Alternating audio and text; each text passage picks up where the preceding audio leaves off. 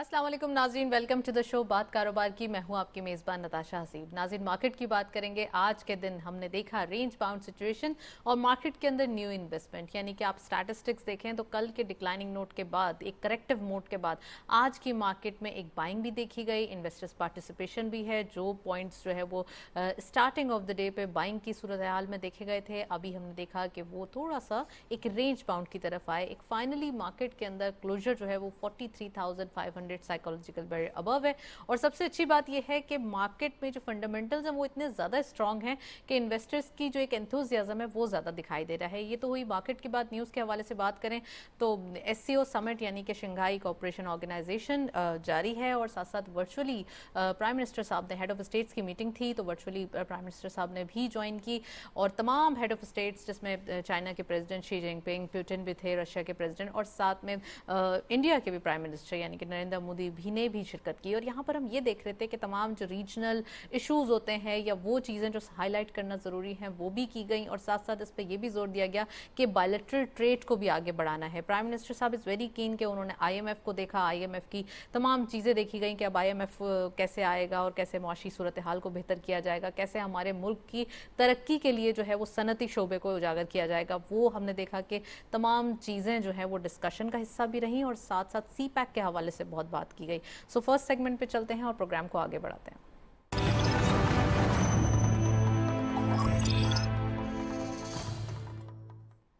Topic of the day में आज हम बात करेंगे एससीओ समिट को भी डिस्कस करेंगे, साथ साथ CPEC के हवाले से बात करेंगे। CPEC के आज के दिन के हम डेवलपमेंट पे बात करें तो आज 10 साल जो इसकी कामयाबी है या ये मंसूबा है, इसको 10 साल बीत गए हैं।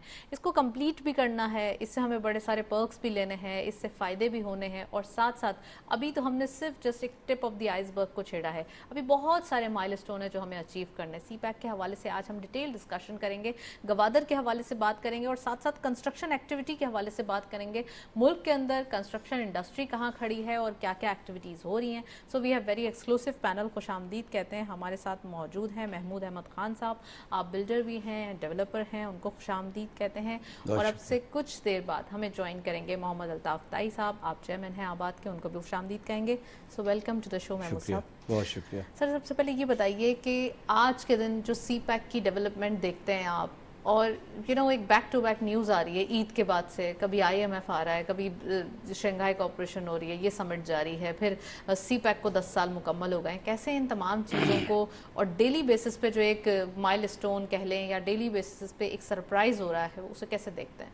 अहले पाकिस्तान को बहुत मुबारक हो कि प्राइम मिनिस्टर की ज़ाती कोशिशों से अब ये IMF का जो एक सिलसिला चल रहा था वो एक आगे बढ़ गया।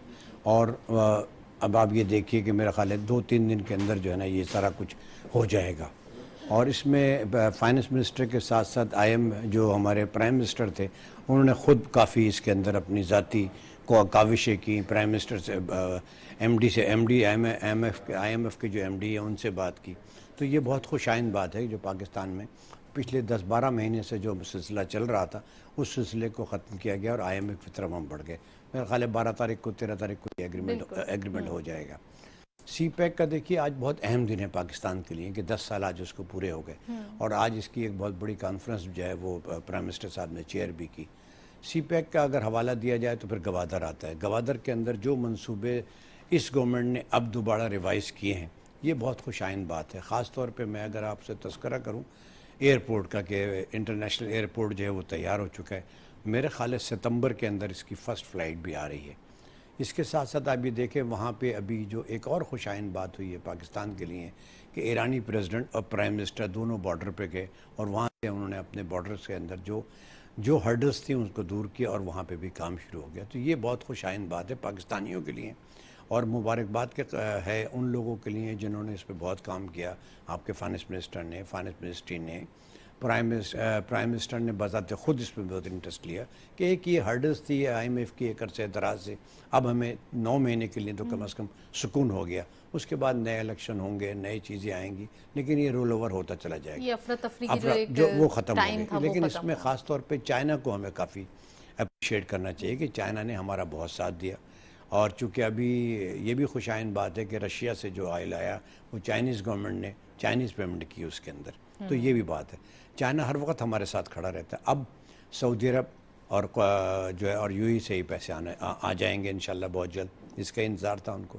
तो अब हमारी जो इकोनॉमिक एक्टिविटीज़ है वो बढ़ना शुरू हो जाएंगी। जो हम पिछले साल 2 साल से देख रहे थे, हर तरफ हर्डल्स थी, वो हर्डल्स दूर होनी शुरू जाएंगी। और अब इसमें प्राइम मिनिस्टर का इसमें बहुत बड़ा अहम काम है। मैं मोहम्मद अल्ताफ़ साहब को वेलकम करूंगी। Sir, welcome to the show. क्या समझते हैं आप, एक तो आज सी पैक के हवाले से 10 साल मुकम्मल हुए हैं, मैं उसके ऊपर भी आपका कमेंट चाहूँगी, और दूसरा ये कि चाइना की सेल्फ एक पूरे ख़त्ते के अंदर, पूरे रीजन के अंदर बड़ी कोशिशें हैं। हमने देखा ये डिप्लोमेसी, अगर थोड़ा सा ईरान को देखें, अब ईरान और सऊदी अरब का भी एक अलाय होता हुआ दिखाई दे रहा है, जो बीच में कुछ हर्डल्स या कॉन्फ्लिक्ट्स थे, वो भी चाइना की ही कोशिशें हैं, जिसकी वजह से अब तमाम चीज़ें सेटल डाउन हो गई हैं। आप क्या समझते हैं, सी पैक कितना इंपॉर्टेंट है पाकिस्तान के लिए भी, और आज इसको 10 साल भी हो गए हैं, तो ये भी बहुत ज़्यादा एक खुशी की बात है। बिस्मिल्लाहिर्रहमानिर्रहीम। थैंक यू, आपने मदू किया मैं, और महबूब भाई आपको भी सलाम। थैंक यू तो सर। मैं सबसे पहले तो ये कहूँगा, आपने कहा सी पैक बहुत इंपॉर्टेंट रखता है पाकिस्तान के लिए, पाकिस्तानी इकोनॉमी के लिए बहुत ज़्यादा इंपॉर्टेंस रखता है। जैसे ग्वादर है, ग्वादर उस जगह पे है, सी पैक का सबसे जो हमारा जो एक प्रेसिशियस जगह है वो ग्वादर है। और ग्वादर को हमने इकोनॉमिक जोन बनाने के लिए पिछली सारी गवर्नमेंट्स ने ट्राई किया, लेकिन ये गवर्नमेंट को मैं स्पेशली क्रेडिट दूंगा कि बलूचिस्तान गवर्नमेंट ने इसको स्पेशल फ्री जोन करार दे दिया। और अभी फेडरल गवर्नमेंट से भी हमारी बात हुई थी, हम लास्ट गए थे, आज से 1.5 महीने पहले फाइनेंस मिनिस्टर से मुलाकात हुई थी, प्राइम मिनिस्टर से मुलाकात हुई थी। तो हमने इनको इसी पे जोर दिया कि देखें, अगर आप फाटा को दे सकते हैं, अगर ड्यूटी फ्री और एग्जेम्पशन दे सकते हैं, और दूसरी जगह को एग्जेम्पशन दे सकते हैं, तो वाई नॉट ग्वादर ना।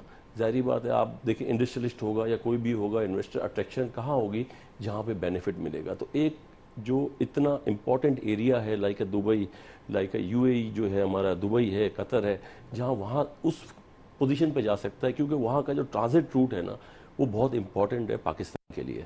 और अगर इसके ऊपर जो गवर्नमेंट ने जोर दिया है, जितने भी नेटवर्क चाइना से लेके यहाँ ग्वादर तक जो रोड का जो नेटवर्क बिछाया है, जैसे आपका यहाँ से पूरा बलूचिस्तान ग्वादर तक जो वो जा रहा है, रोड जा रहा है आपका, तो इससे बहुत बड़ा बेनिफिट हो सकता है। पर गवर्नमेंट को इसके लिए सोचना चाहिए। देखिए, ये लॉन्ग रन का काम है। जैसे आज 10 साल हो गए इस पर, एक गवर्नमेंट आती है इसको बैक रोल करती है, एक गवर्नमेंट आती है इसके पॉजिटिव जाती है। जब भी ये गवर्नमेंट आई है इस पर हमेशा पॉजिटिव गई है, क्योंकि इससे बहुत बड़ा यहाँ के लोगों को बहुत बड़ा बेनिफिट मिलेगा। ये बिल्कुल गेम चेंजर होगा पाकिस्तान के लिए। और देखिए, दुनिया में कोई भी जगह आप जाएंगे, आज चाइना जाते हैं हम लोग, तो चाइना से हमको बेनिफिट ये मिलता है कि दुनिया से सस्ती चीज़ वो देता है।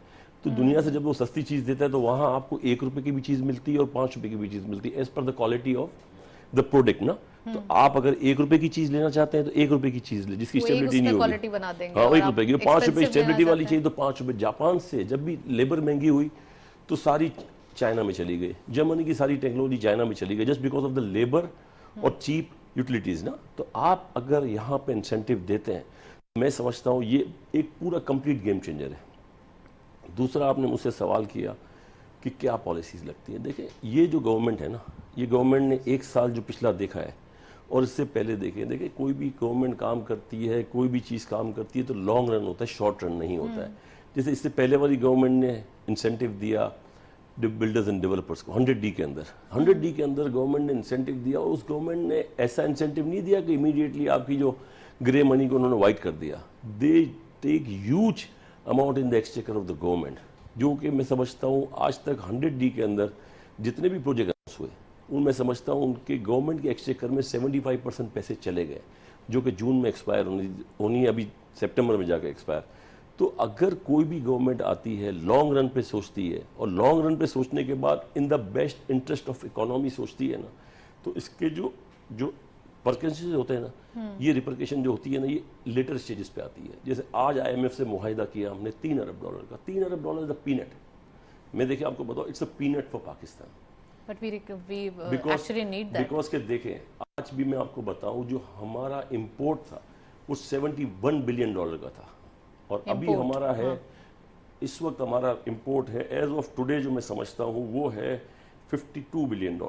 तो आप कर्व किया है ना सर, कर्व किया है, इसके लिए इसके पीछे बड़ी कोशिशें की गई हैं। देखिए, कर्व इसलिए 72.28 बिलियन था और अभी है 51.15 बिलियन, -29% हमारा इंपोर्ट हुआ, कर्व हुआ just because of the restrictions of LCs, because the government not providing the dollars to the importers just because of that.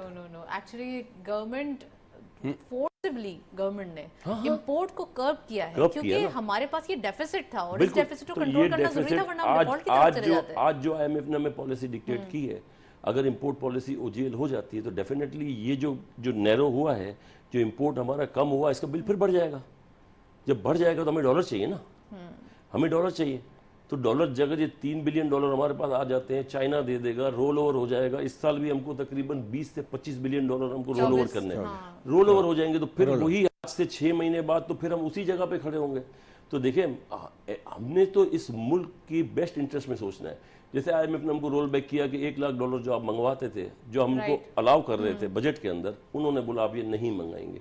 इस $1 लाख से मैं समझता हूँ गवर्नमेंट के एक्सचेकर में 5-7 बिलियन आते हैं। आज सिर्फ हमारा एडिबल ऑयल जो हम कंज्यूम करते हैं उसका जो बिल है साल का, वो $6 बिलियन है, जो हमने मंगाना है, जो हमने खाना है।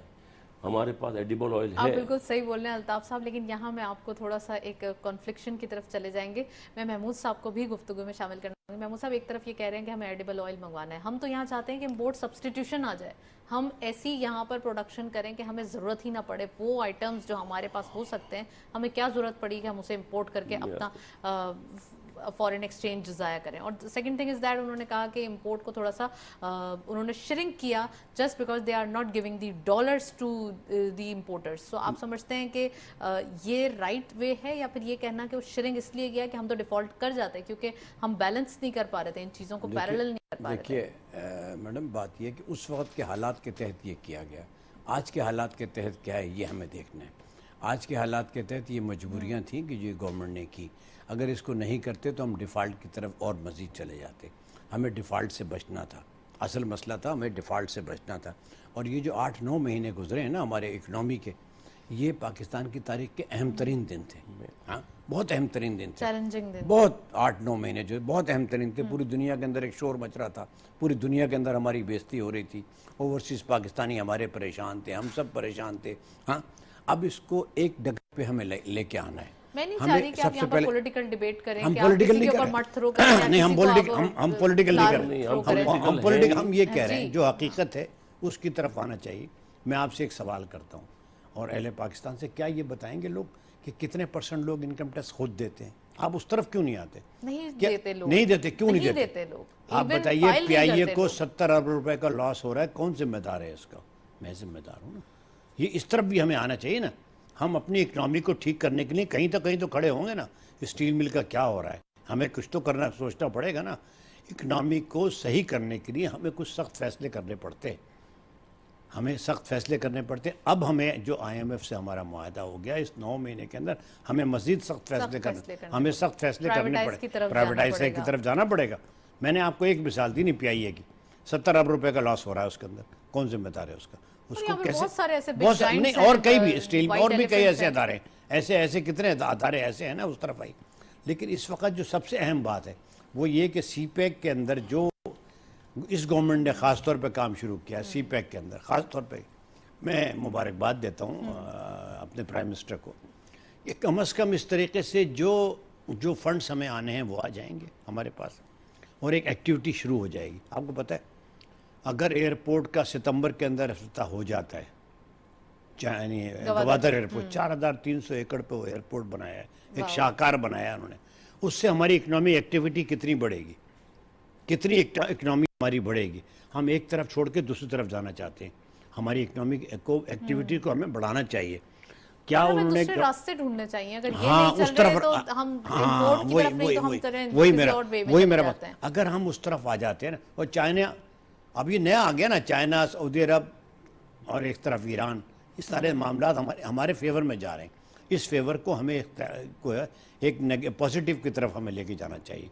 अब हमें इकनॉमी की तरफ आगे बढ़ना चाहिए। पिछले दौरों में जो कुछ होता रहा उसको हम छोड़ देते हैं, लेकिन हमें उससे सबक ज़रूर सीखना चाहिए कि आने वाले वक्त में हमें, आने वाले वक्त के लिए हमारे साथ क्या होगा। आप बिल्डर्स, आप वहाँ 15 साल से जो बिल्डर गवादर में काम कर रहे हैं वो वहीं से वहीं खड़े हुए।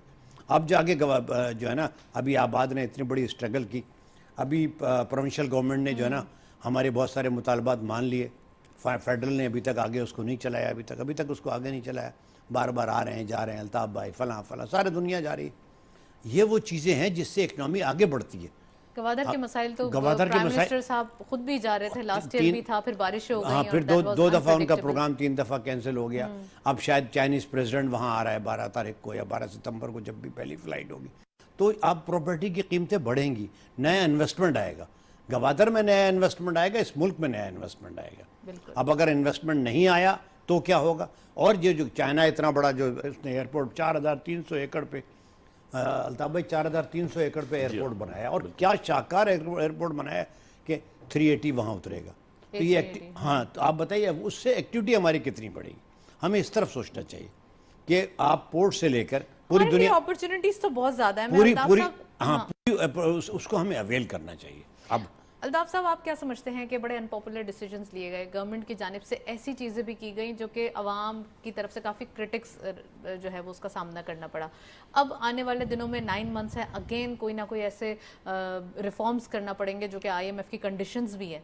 आप समझते हैं कुछ ना कुछ या कहीं ना कहीं हमारे लिए ही बेहतरी थी इस चीज़ों के लिए, चाहे हमने डॉलर रोका? मैं समझता हूँ अनपॉपुलर डिसीजन इस गवर्नमेंट ने लिए तो in the best interest of country, बिल्कुल, और यहाँ के लोगों के लिए।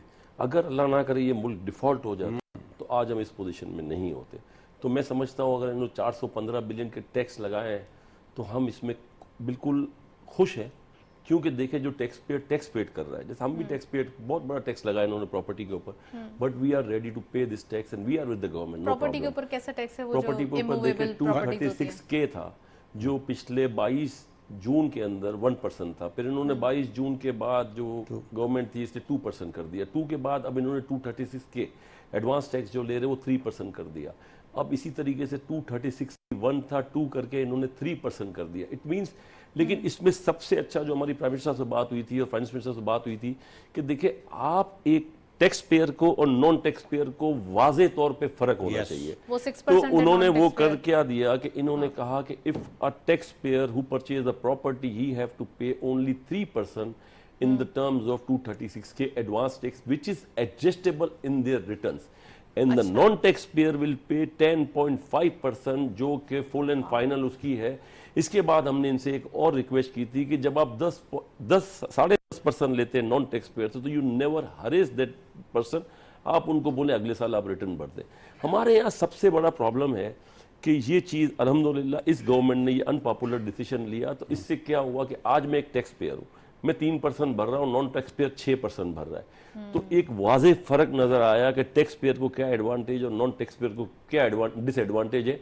तो अब अगर कोई भी आदमी होगा तो वो टैक्स पेयर होगा instead of non tax pair. जैसे 1 करोड़ रुपया मेरे को अगर टैक्स 1 करोड़ रुपए की 1 अरब की प्रॉपर्टी मैं रजिस्टर्ड करा रहा हूँ तो मुझे 3 करोड़ रुपए भरने, विच इज अवर एडजस्टेबल, क्योंकि हम तो वैल्यू एडिशन काम करते हैं। हमने प्लॉट लिया और हमको अल्हम्दुलिल्लाह उसको वैल्यू एडिशन करके लोगों को सहूलत प्रोवाइड करके लोगों से कलेक्शन करके उसका टैक्स भर के at the end of the day government को एडजस्टमेंट करानी है।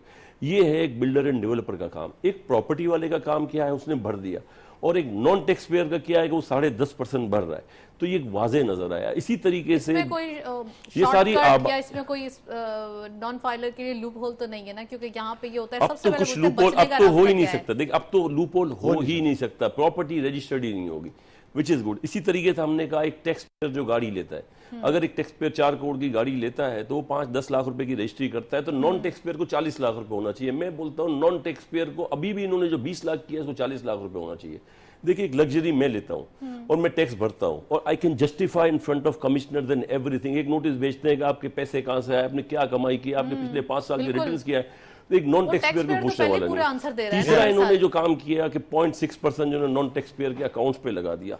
हमारी ये तजवीज़ थी कि नॉन टैक्स पेयर को बैंक अकाउंट नहीं खोलने दिया, नॉन टैक्स पेयर को अब बैंक अकाउंट नहीं खोलना। के फिर कारोबार आ जाते हैं ना, फिर बड़े मसाइल हो जाएंगे। नहीं बैंक के कारोबार, देखिए मेरी बात सुने, आपको अगर इकोनॉमी में तो आप जो बात कर रहे हैं ये फार्मूला तो बहुत अच्छा है, इस पे तो आपके पास तमाम टैक्स पेयर बन इकोनॉमी जाएंगे। के अंदर अगर आपको टैक्स पेयर लाने हैं, it's a matter of one circular.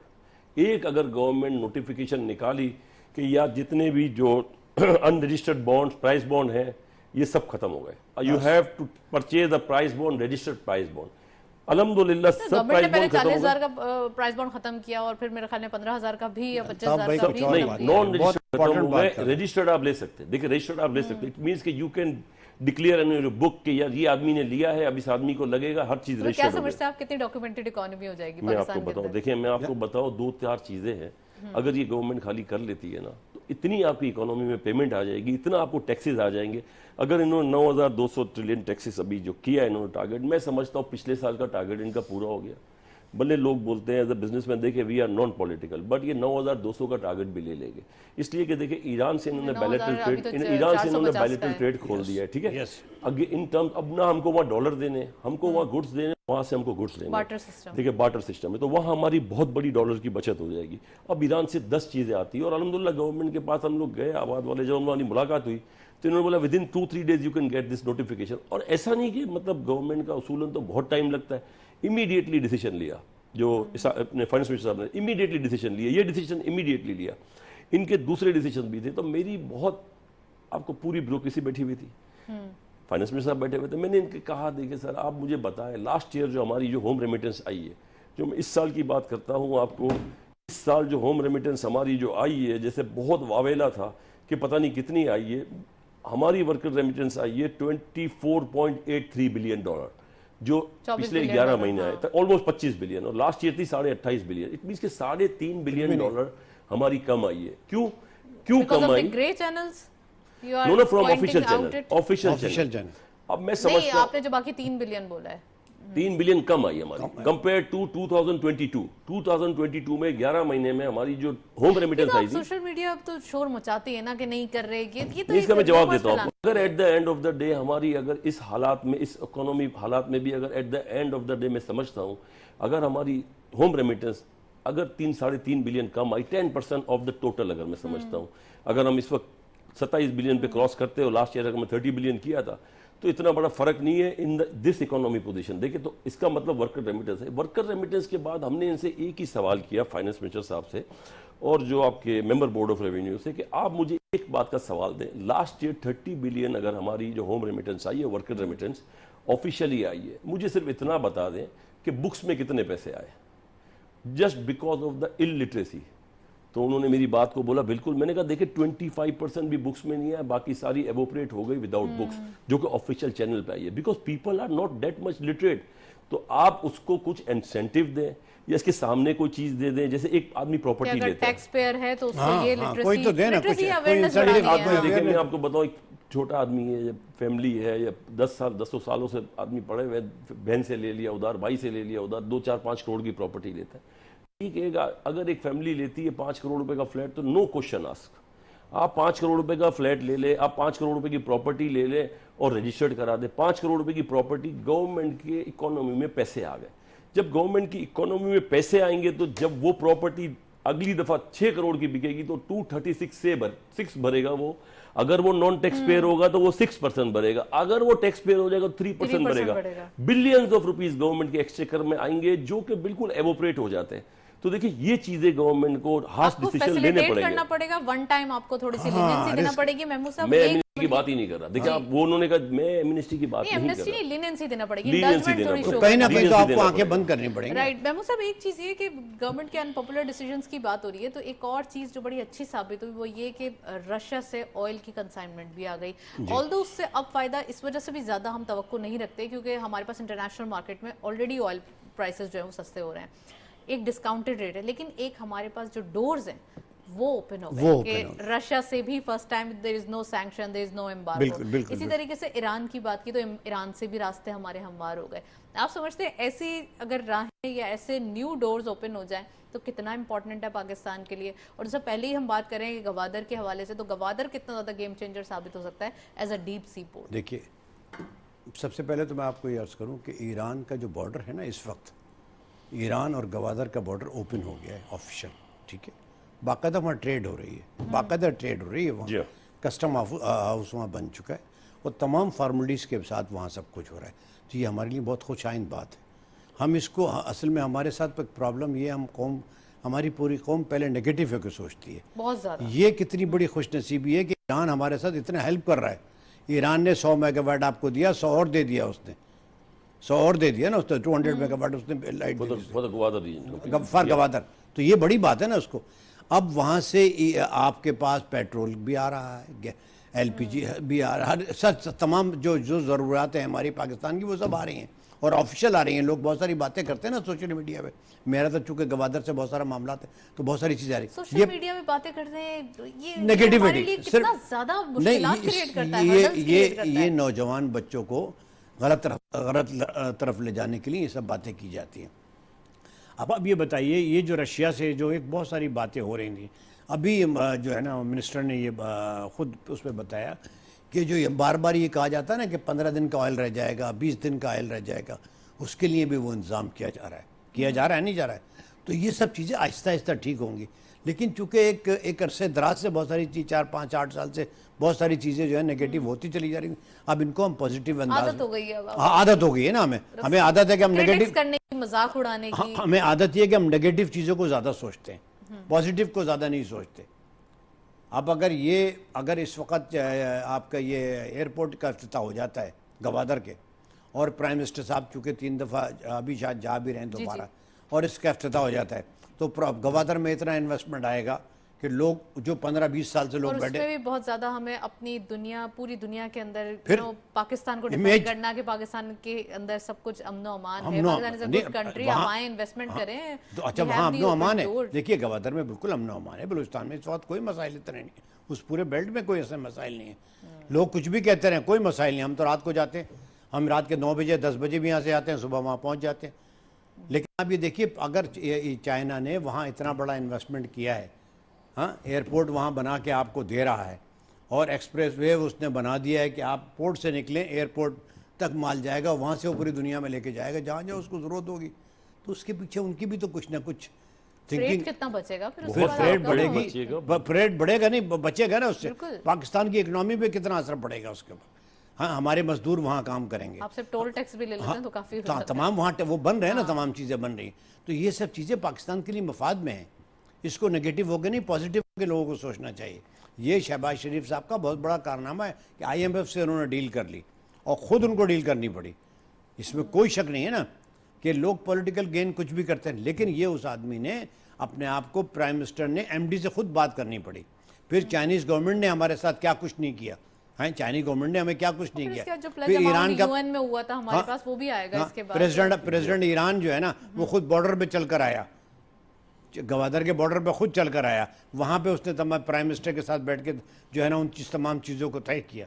तो ये इसको खुशाइन तरीके से समझना चाहिए ना। हम नेगेटिविटी में के बाद हम ये देख रहे हैं कि लाहौर के अंदर जैक मा खुद आ जाते हैं, और वो अली बाबा के जो है वो फाउंडर, वो खुद आ जाते हैं और खुद आके एक सरप्राइजिंगली न्यूज़ फैलती है कि भाई वो तो पाकिस्तान में मौजूद है। ये सब तो एक अच्छी बात है ना कि पाकिस्तान के अंदर बहुत खुशाइन बात है। मैं आपको बताऊं, just because of social media. देखिए सोशल मीडिया हमारे यहाँ इतना, मैं आप मादरत चाहता हूँ आपसे, सोशल मीडिया एक बात को इतना हाईलाइट करती है, कोई ऐसी एक नेगेटिव खबर आ जाती है तो 25-25 चैनल उसी खबर को आधा 4-4 घंटे चला रहे होते हैं। एक पॉजिटिव खबर, सोशल मीडिया की भी जवाबदारी है, रिस्पॉन्सिबिलिटी है। ये मुल्क है, ये मुल्क हमारी पहचान है। और मैं आपको बताऊं, अगर कुछ लोग बोलते हैं कि इस मुल्क में इतना पोटेंशियल है, आज भी इतना पोटेंशियल है कि पूरी दुनिया में रेट ऑफ इंटरेस्ट जो है ना वो आज भी बढ़ के 3 से 4% गया है, और हमारे यहाँ 22% है। तो इसका मतलब अगर हम बिजनेस करते हैं तो मिनिमम हमको 20-22% मिलता है। तो it's attraction of the world. They need security, they need security of their investment, के यार यहाँ पे आगे जाके कोई प्रॉब्लम नहीं हो जाए, डिफॉल्ट नहीं हो जाए। जैसे हमारा रुपया डीवैल्यू हो गया ऑलमोस्ट 45%, 178 रुपए से इस वक्त 278 रुपए आप समझे चला गया, तो 100 रुपए डीवैल्यू हो गया। अगर आप 100 रुपए डीवैल्यू आज की तारीख पे गिनते हैं ना तो 60% डीवैल्यू हो गया आफ्टर लास्ट गवर्नमेंट। ठीक है, पोजीशन हमारी बहुत खराब थी।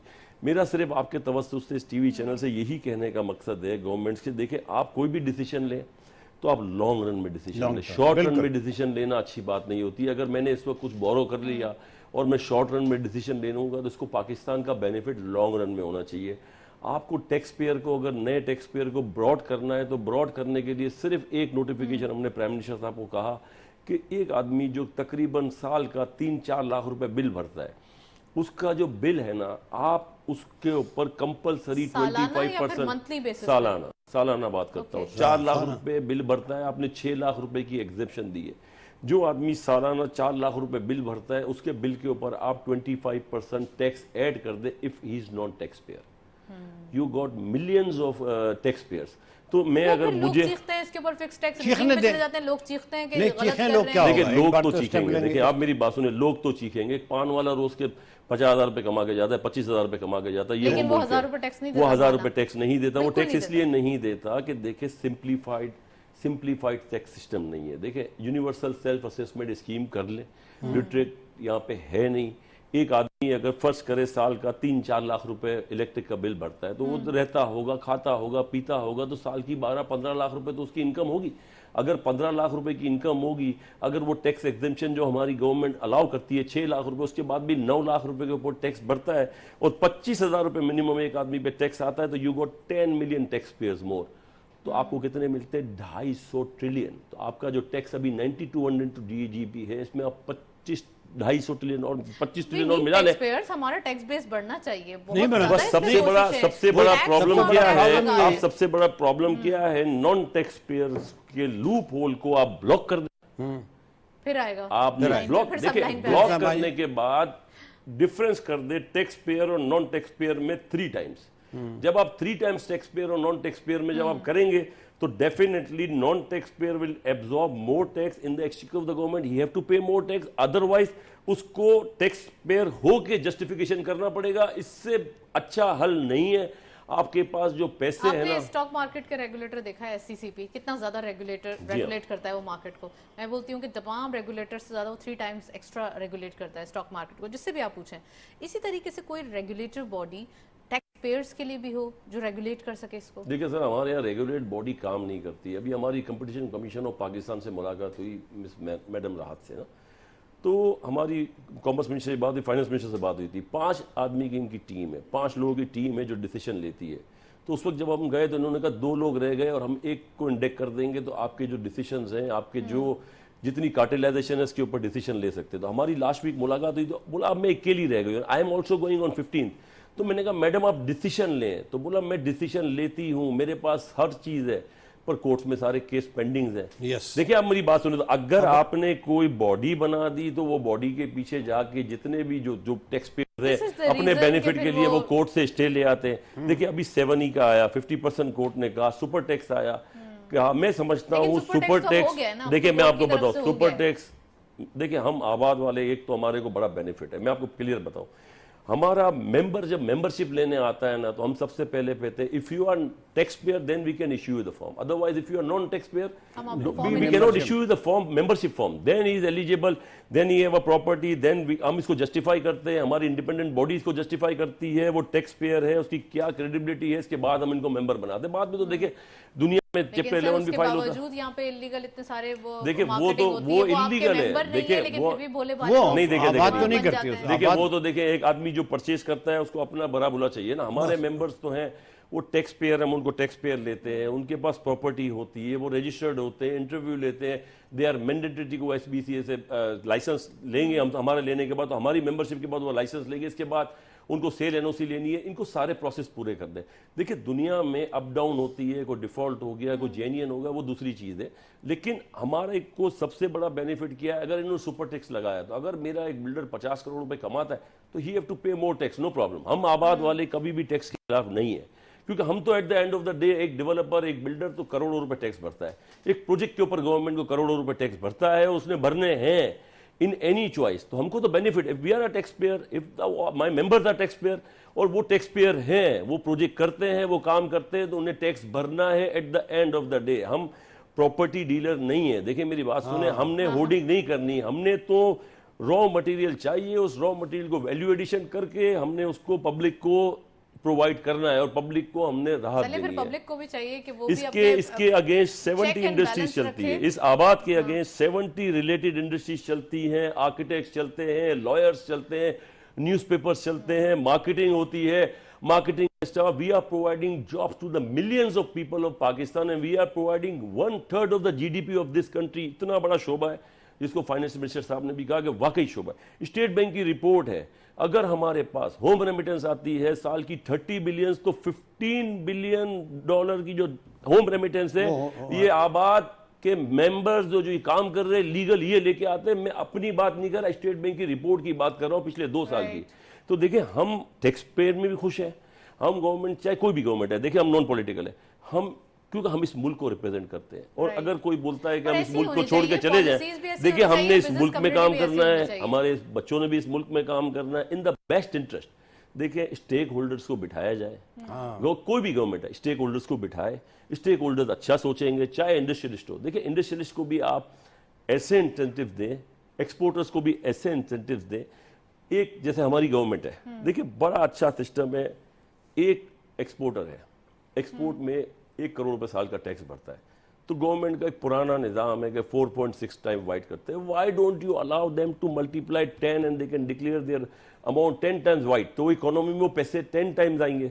इसी तरह बिल्डर डेवलपर को अगर 10 टाइम देते हैं, जो भी बिजनेस करता है इसको अगर 10 टाइम देते हैं, तो आपकी साल की ट्रिलियंस ऑफ रुपीस की विदाउट एमिनेस्टी आपकी बुक्स में पैसे आएंगे, आपकी इकोनॉमी में पैसे आएंगे। जब वो इकोनॉमी का साइकिल घूमेगा उन्हीं पैसों से, तो जो टैक्स पेयर है वो मजीद आपको टैक्स पेयर भरेगा, मजीद टैक्स भरेगा। तो इतना बड़ा कोई इतना प्रॉब्लम इशू नहीं है, इशू है राइट डायरेक्शन। जैसे इस गवर्नमेंट ने भी राइट डायरेक्शन लिया ना। आज आप देखें हमारा पैसा, लोग बोलते थे 100 रुपए ये हो जाएगा, 400 रुपए डॉलर हो जाएगा। देखिए अल्लाह ना करे अगर ये नहीं होता तो 400 रुपए डॉलर हो जाता है। इसमें तो कोई देखें आप कम हो रहा है और बिल्कुल, डेली बिल्कुल, एप्रिसिएशन ये हो रही है step रुपए की, लिए और तो हो आगे रहा चल है। के अल्हम्दुलिल्लाह अच्छा है, होप फॉर द बेस्ट। लेकिन 250 लॉन्ग रुपए पे जाके लोग कह रहे हैं कि थोड़ा सा ये अब रुकेगा जाके। इंशाल्लाह रुकेगा, अल्लाह पाक ने चाहा तो। लेकिन देखिए मैं आपको एक ही आपके तवज्जुह से कहूँगा, जैसे ग्वादर है, ये एक गेम चेंजर है। फेडरल गवर्नमेंट को इसके ऊपर इमीडिएट डिसीजन लेना चाहिए। हमेशा देखिए कोई आदमी आपकी तरफ आता है, आज चाइना आपके साथ इतने हार्ड टाइम में खड़ा रहा, चाइना की इतनी बड़ी इन्वेस्टमेंट है, अगर आप देते क्या इन्वेस्टमेंट को देते हैं, आप क्या इन्वेस्टमेंट को अट्रैक्शन देंगे, उसी अट्रैक्शन से वहाँ काम होगा। और देखिए मैं आपको कहूँ गवर्नमेंट को, जैसे दुबई गवर्नमेंट है, दुबई गवर्नमेंट ने 10 साल पहले 12 साल पहले दुबई डेवलपमेंट करना शुरू किया, तो इन्होंने बोला हम वीजा भी इशू करेंगे, दुनिया आके पेमेंट लगाए, हमारे ऊपर लगाए। आज दुबई का लास्ट क्वार्टर की जो investment, property investment $47 billion in a quarter, last quarter, ये वाला जो लास्ट क्वार्टर गया 47 बिलियन, 157 बिलियन दरम। तो आप मुझे बताएं तो क्या हमारे यहाँ अट्रैक्शन नहीं है, हमारे यहाँ फैसिलिटीज नहीं दी तो हमको? अगर ये गवर्नमेंट, मेरी बात हुई, मैंने कहा अगर ये गवर्नमेंट हमको अलाउ करती है ना, एयरपोर्ट से लेके होटल मेट्रोपोल तक, तो हम शेख जायद से अच्छी आपको बिल्डिंगें यहाँ बना के दे सकते हैं। इतनी एलिजिबिलिटी है हम लोगों में, ऐसा नहीं है कि एलिजिबिलिटी नहीं है, पोटेंशियल भी है, एलिजिबिलिटी भी है। महमूद साहब, आप क्या समझते हैं कि हमारे पास क्या चीज़ है जिसकी कमी है? एक तो आपने बिल्कुल सही हाईलाइट किया कि हम बहुत ज़्यादा नेगेटिव हो जाते हैं, जिसकी वजह से हम अपना ही घर जो है ना उसको दाव पे लगा देते हैं, अपने घर को बुरा कहना शुरू कर देते हैं और पूरी दुनिया में डिफेंड करना मुश्किल हो जाता है। एक तरफ ये था कि हम बिल्कुल अकेले खड़े थे पूरी दुनिया में, अब ये हाल है कि हम जापान भी जा रहे हैं, हमारी फॉरेन पॉलिसी बड़ी अच्छी हो गई है, अब हम चाइना, ईरान, सब जगह हमारे पास एक बायलैटरल रिलेशन बढ़ गए। क्या समझते हैं, जैसे अल्ताफ साहब ने कहा कि ग्वादर के अंदर हमारे पास इतनी अपॉर्चुनिटीज हैं कि वो दुबई के अंदर जब 47 बिलियंस का काम हो रहा है, हमारे पास नहीं हो सकता? क्या कमी है? देखिए सबसे बड़ी चीज़ ये कि हमें अपना जो इनकम टैक्स का रेंज है उसको बढ़ाना चाहिए। हमारे यहाँ लोग इनकम टैक्स नहीं देते, जैसे अल्ताफ भाई ने अभी बात बताई नहीं, वही देते हैं जो सैलरीड क्लास, जो सैलरीड क्लास है वही दे रहे हैं, या वो बिजनेसमैन, वो बिल्डर, वो लोग जो मजबूर वो दे रहे हैं ना। आप उसको बढ़ाएं, कुछ ना कुछ आपको ऐसे डिसीजन लेने पड़ेंगे। आज चार्टर ऑफ इकोनॉमी की बात की जाती है, जब वो क्यों नहीं करेंगे? 415 बिलियन के टैक्स लगाए गवर्नमेंट ऑफ पाकिस्तान ने, उन लोगों लास्ट टैक्स पेयर के ऊपर लगाया, नो प्रॉब्लम। देखिए जो टैक्स पेयर है वो कमाएगा तो पेमेंट करेगा, अगर इकोनॉमी में मूव करेगा तो पेमेंट करेगा, वरना तो इकोनॉमी आपकी स्लो डाउन हो जाएगी। मेरी बात सुने, तो हमको उस पर कोई ऑब्जेक्ट नहीं है कि आपने 415 बिलियन लगा दिए, हमारे एडजस्टमेंट भी हो जाएगी और इंशाल्लाह ताला हमारा टैक्स उसमें एडजस्टमेंट भी ले लेंगे, because if we are in economy. लेकिन जो नॉन टैक्स पेयर है उनको किसी भी सूरत ले आए, कोई उनको तकलीफ ही नहीं है, उनको आराम है ना सर, उनको आराम है, उनको आराम है ना, उनको आराम है ना, उनको जरूरत ही नहीं है। अब आप ये देख लें कराची से कितना टैक्स आता है, इस्लामाबाद से कितना टैक्स आता है, इस्लाम और पिंडी से और लाहौर से कितना टैक्स आता है। हम इसको नहीं कह रहे, हम कह रहे हैं उस टैक्स को बढ़ाइए। आप 25 करोड़ का ये आबादी का शहर है, मुल्क है ना, कितने लोग अब देते हैं इनका, पूरी दुनिया में क्या हिसाब है और हमारे यहाँ क्या है? आप एग्रीकल्चर पे टैक्स नहीं लगा सकते, करोड़ अगर हमारे, आप एग्रीकल्चर पे टैक्स नहीं लगा सकते, कितने परसेंट एग्रीकल्चर पे लगाया गया, लेकिन यू आर राइट कि कितना कम है, लगाया, कम है। कितना लगाया, ना होने के बराबर है ना, ना होने के बराबर है ना, वो परसेंटेज ही उसकी कोई काबिल जिक्र नहीं है। लेकिन फार्मर से पूछा तो फार्मर हम अलग अभी- रोता हुआ वही दिखाई बात देता है, बड़ी असेंबली लंबी में जो डिबेट लोग हो जाएगी बैठे हैं। सर। अभी हम बैठे हुए थे कंपटीशन कमीशन ऑफ पाकिस्तान के पास, तो देखिए ये पेरिशेबल आइटम है। दुनिया की जितनी भी जो आपकी एग्रीकल्चर आइटम है ये 30% वेस्ट हो जाती है, कंज्यूम नहीं होती है। और from the grower to end consumer इसकी प्राइस पाकिस्तान में 5 टाइम जाती है, 5 टाइम दे नो। अच्छा, अब इसका बैरियर के लिए आपको रोडों का जाल बिछाना पड़ेगा, इसकी आपको हाईटेक जाना खत्म पड़ेगा करने कि ये कंज्यूमर एंड कंज्यूमर से ग्रोअर के पास अगर 5 टाइम्स की जगह आप 2.5 टाइम भी ले आते तो यहाँ कितनी सस्ताई हो जाएगी, आप मुझे बताएं। और 30% वो ज़ाया हो जाती है क्योंकि हमारे नेटवर्क नहीं है इतना कि देखिए ये पेरिशेबल आइटम है सारी, ये कंज्यूम हो करनी जाती है, है, खराब हाँ। हो जाती है, ठीक है ना। तो ये हमारे पास बहुत बड़ा है। इसके बाद अगर आप एक फिक्स टैक्स लगा दें, देखिए वो नॉन टैक्स तो भरते हैं ना, एक बडेरा होता है जाके गाड़ी लेता है 5 करोड़ रुपए की, उसको पूछने वाला ही कोई नहीं है। एक एग्रीकल्चर कोशिश के तो अकाउंट की में जाती देखिए है सबको, आप एक लेकिन अगर आप if you are a grower और if you are in agriculture trade, तो आपने जितना भी टर्नओवर किया ना आपको टर्नओवर टैक्स का पूछा जाएगा ना आपको किसी चीज का पूछा जाएगा। ये इम्यूनिटी है। चले मैं कहता हूँ बहुत अच्छी बात है, we are agriculture based country, हमारा माशाल्लाह एग्रीकल्चर बेस के बाद ही हमारा कंस्ट्रक्शन हेड आता है। आप इंसेंटिव दे, लेकिन कुछ पॉइंट्स पे तो आप उनसे लें। Yes. इस कुछ पॉइंट्स पे भी आप लेंगे तो 25-50 ट्रिलियन आ IMF की जाएगा। तरफ से अब तो सब्सिडीज मना की गई है, सब्सिडीज नहीं दी जाएंगी चाहे वो टेक्सटाइल सेक्टर क्यों ना हो, क्योंकि कितने अरसे से आप टेक्सटाइल सेक्टर को सस्ती देखिए मिलती टेक्सटाइल सेक्टर के लिए मैं region आपको के ये हवाले से कहूँ, पूरे- टेक्सटाइल सेक्टर देखिए हमारी रीढ़ की हड्डी है, इसमें तो कोई दो राय नहीं है। टेक्सटाइल सेक्टर हमारा जो एक्सपोर्ट है वो $30 बिलियन का एक्सपोर्ट है, जिसको हम चाहें तो 50 बिलियन पे ले जाए। Unfortunately what problem we had, the problem we had कि इतने सालों से टेक्सटाइल सेक्टर को सिर्फ सब्सिडी पे चलाया जा रहा है। एक गैस जनरेशन करने वाला, उसकी इलेक्ट्रिसिटी जो है आउटपुट है वो 13, 14, 15 रुपीज बहुत अब चला सारे जाएगा। बड़े, और हमारे एक पास इलेक्ट्रिसिटी companies हैं जो कंज्यूमर है, alternative जी energy पे जा चुके हैं। अच्छा, क्यों इलेक्ट्रिसिटी नहीं जा सकते कंज्यूमर, textile? इलेक्ट्रिसिटी कंज्यूमर वही इलेक्ट्रिसिटी 42 रुपीज पे लेता है और वो इंटरनेशनल मार्केट में compete करता है 42 वाला और 13 रुपीज वाला अपनी पॉकेट्स में डाल रहा है। देखिए ये फर्क नहीं होना चाहिए, इवन प्लेइंग फील्ड होनी चाहिए टेक्सटाइल के अंदर।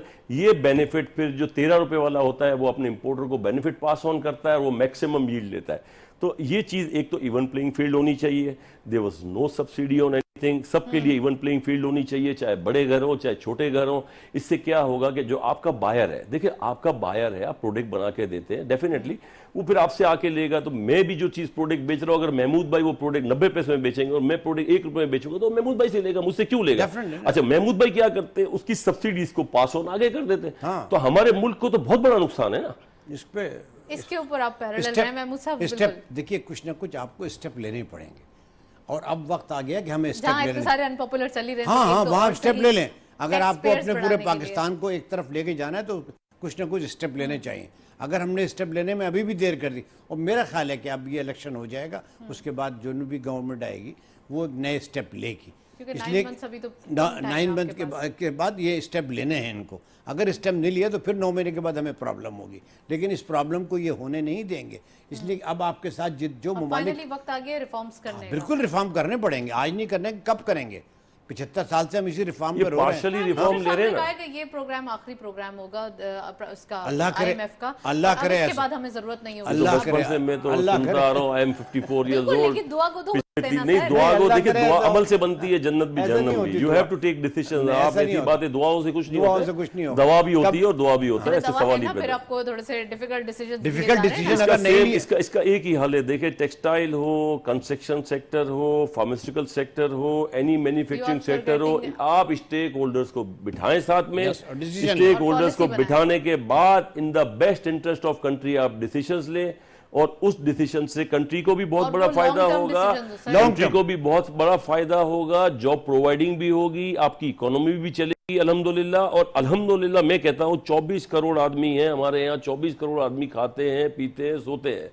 चैरिटी का हमारे इतनी चैरिटी लोग देते हैं कि आप हम सोच नहीं सकते। अभी हमने आबाद में लास्ट वीक बुलाया था डॉक्टर बारी इंडस हॉस्पिटल वाले को, तो इन्होंने कहा इस इकोनॉमी में लास्ट ईयर हमारा बजट है 45 बिलियन रुपीस की चैरिटी जी और डोनेशन, उससे हम चला रहे हैं। We don't have a counter, cash counter, free इलाज है। हर चीज का। तो देखिए ये यही मुल्क है ना, ऐसा तो नहीं है कि बाहर का इसी मुल्क मुल्क के है। लोग कर रहे तो मैं आज भी कहता हूं कि आप इंसेंटिव नहीं Islamic दें, point आप of view ईज से ऑफ डूइंग realistic बिजनेस देखो, we are very you ahead. आप ईज ऑफ डूइंग बिजनेस दें। अगर पंजाब में कंप्यूटराइज सिस्टम हो गया सारी ज़मीनों का, तो सिंध में होना चाहिए। अगर सिंध में नहीं है तो रात दिन कब्जे होते हैं, सुबह उठो अलग कहानी होती है, शाम को उठो अलग कहानी होती है। तो ये सब चीज़ें देखें आप, अगर आपको अगर स्टेप ले। टेक्नोलॉजी पे जाना है तो you have to stop all these things. Right, बिल्कुल सही।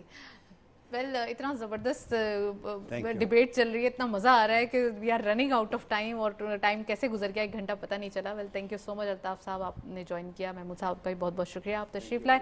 आज के दिन हमने डिस्कशन की कंस्ट्रक्शन सेक्टर के हवाले से, सी पैक के हवाले से, गवादर के हवाले से, और टैक्सेशन सिस्टम को थोड़े से यहाँ पर रिफॉर्म्स की ज़रूरत है, तो वो हमने डिटेल डिस्कशन की। That's it. इसी नोट पर प्रोग्राम को वाइंड अप करते हैं। इजाज़त दीजिए, अल्लाह हाफिज़।